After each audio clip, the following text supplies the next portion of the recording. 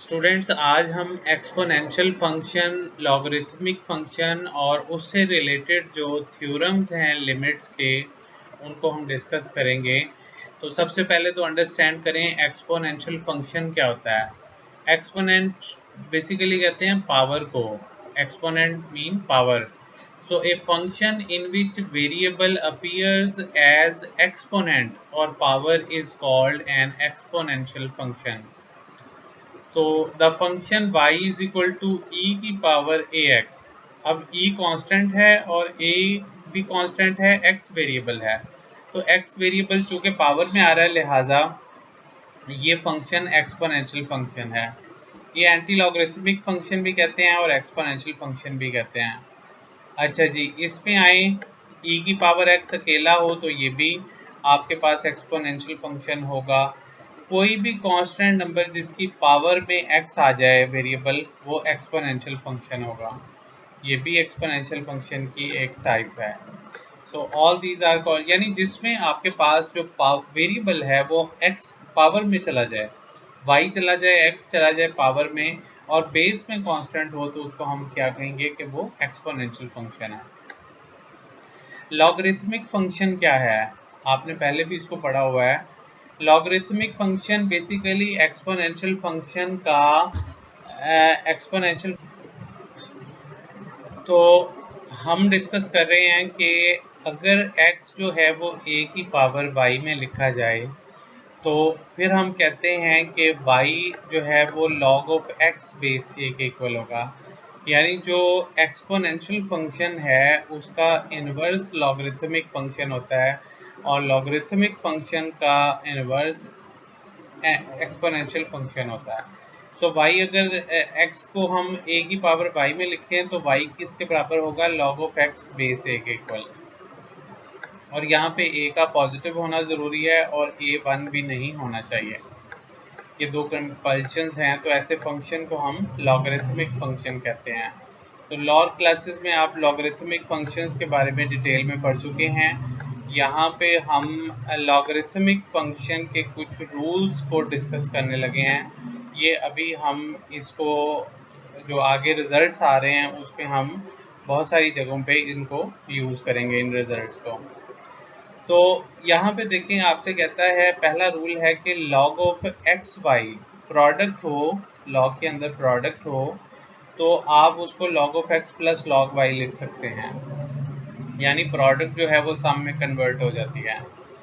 और log of X over Y हो, यानी कोशेंट हो, तो उसको डिफरेंस की फॉर्म में log x minus log y लिखा जा सकता है। इसी तरह अगर log ऑफ x की पावर y हो, तो फिर इस y को आप क्या कर सकते हैं, इधर शुरू में ला के इसके शुरू में मल्टीपल की फॉर्म में लिखा जा सकता है।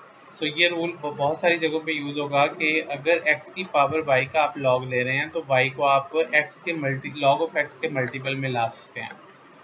फिर एक और रूल है कि अगर log of a base b है, तो इसको 1 over log of b base a लिख सकते हैं। यानी जब आप रेसिप्रोकल लेते हैं तो जो बेस और जो जिसका लॉगरिथम लिया जा रहा होता है वो आपस में इंटरचेंज हो जाते हैं। तो ये रूल भी आगे यूज़ होगा। फिर एक रूल है कि log of a base b को आप लिख सकते हैं log of a base e divided by log of b base e। यानी 3 नंबर हैं बेसिकली, a, b और e। तो अगर log of a base b लिखा हुआ है तो इसको log of a base e divided by log of b base e लिख सकते हैं। तो ये भी लॉगरिथम का रूल है जो आपने लोअर क्लासेस में स्टडी किया था। अब नेक्स्ट पेज पे आते हैं। इसमें आपसे कहता है कि अच्छा, ये जो ये मैं रिजल्ट्स लिख रहा हूँ ना, ये चलें, ये देखिए, आपसे कहता है ये है कि अगर a 10 हो, यानी बेस किसी भी लॉगरिथम की अगर 10 हो, तो हम इसको कहते हैं कि वो log ऑफ x बेस 10 होगा, और इसको हम lg ऑफ x लिखेंगे, यानी कॉमन लॉगरिथम। इसको हम क्या कहते हैं? That is called the common logarithm. तो कॉमन लॉगरिथम एमसीक्यूज में पूछा जा सकता है आपसे कि ऐसा लॉगरिथम जिसकी बेस 10 हो वो क्या होता है? Common logarithm. इसी तरह आगे आ जाएं कि अगर base a if a is equal to e, यानी लॉगरिथम की बेस e हो जाए। e क्या है, इस e के बारे में आगे हम पढ़ेंगे, एंटी लॉग फंक्शन है। तो हम कहते हैं कि ये log of x base e जो है उसको हम ln, natural logarithm, n stands for natural, so natural logarithm of x लिखेंगे, which is also known as natural logarithm. e की वैल्यू को हम आगे फर्दर स्टडी करेंगे। तो ये हमारी दो फंक्शंस आ गए। अब हम डिस्कस करने लगे हैं बच्चों एक अहम रिजल्ट जो कि आने वाले प्रॉब्लम्स में यूज़ होगा। स्टेट ये करता है कि limit n approaches to infinity, positive infinity 1 + 1/n की होल पावर n जो है वो एक्सपोनेंशियल e के इक्वल होगी। इस रिज़ल्ट को हमने प्रूव करना है। प्रूव करने के लिए हमने क्या किया, हमने बाइनोमियल थ्योरम का रिजल्ट ले लिया। अगर आपको याद हो बाइनोमियल थ्योरम क्या था, 1 + nx + n × n-1/2 factorial x square and up to so on.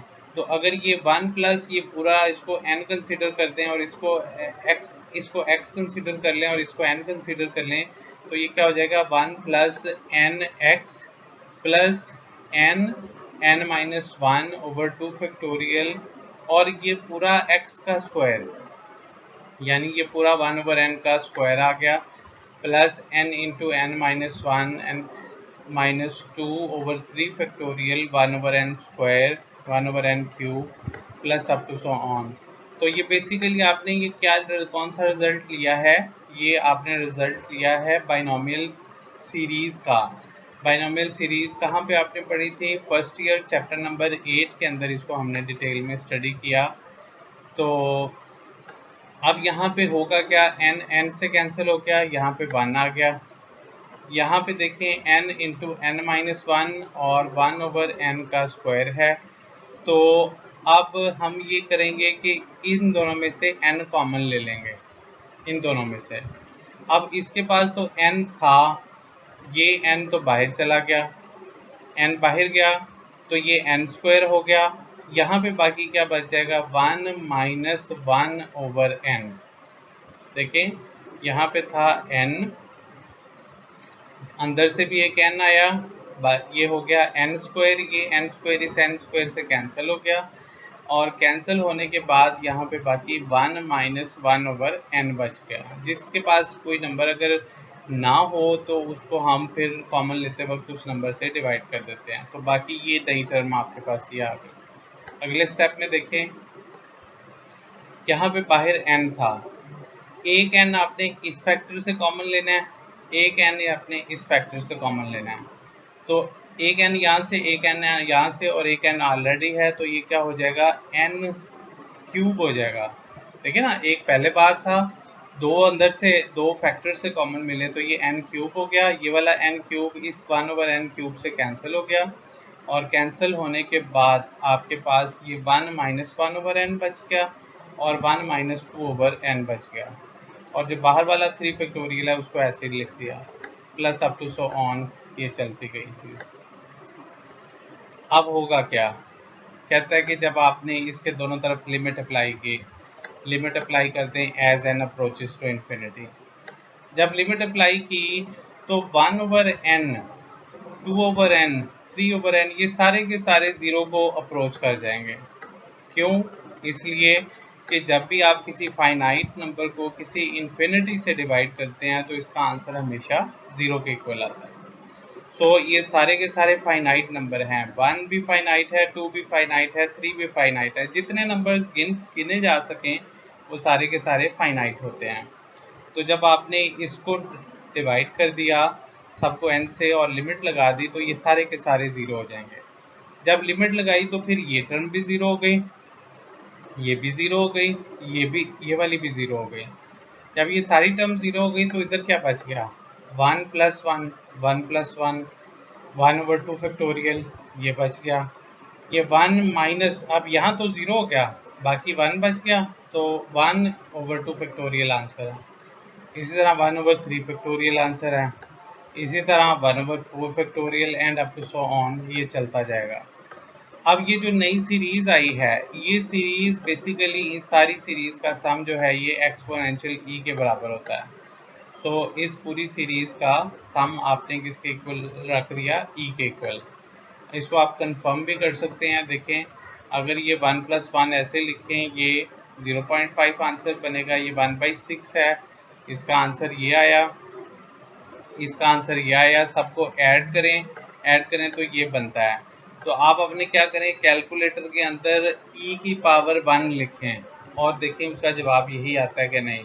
अगर आता है तो फिर ये e के बराबर ही है। सो ये इस सीरीज का सम e के इक्वल है, लिहाजा इस रिजल्ट का आंसर हमारे पास प्रूव हो गया। अब इसी रिजल्ट की एक डिडक्शन है। डिडक्शन क्या होती है, बेसिकली जब आप कोई थ्योरम प्रूव करते हैं ना, तो उसी से जो इमीडिएट रिजल्ट अखज़ हो रहा होता है ना, उसको हम पहले वाले रिजल्ट की डिडक्शन कहते हैं। तो इसकी डिडक्शन देखते हैं।